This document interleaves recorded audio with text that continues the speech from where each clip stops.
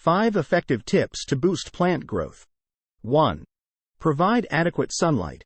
Plants need sunlight to undergo photosynthesis, the process that helps them produce food and grow.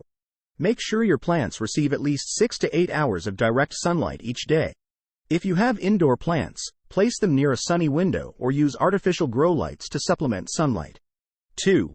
Choose the right soil. The type of soil you use can significantly impact plant growth. Ensure your plants are planted in nutrient-rich soil that is well-draining. Adding compost or organic matter can improve soil fertility and provide essential nutrients for healthy plant growth. 3. Water properly. Overwatering or underwatering can be detrimental to plant growth. It is crucial to water your plants at the right time and in the right amount. Check the moisture level in the soil before watering, and water deeply to encourage strong root development. 4. Use fertilizers wisely. Fertilizers can provide plants with essential nutrients, but using them excessively can harm the plants and the environment. Follow the instructions on the fertilizer package and avoid over-fertilizing. Consider using organic fertilizers to promote long-term soil health. 5. Prune and trim.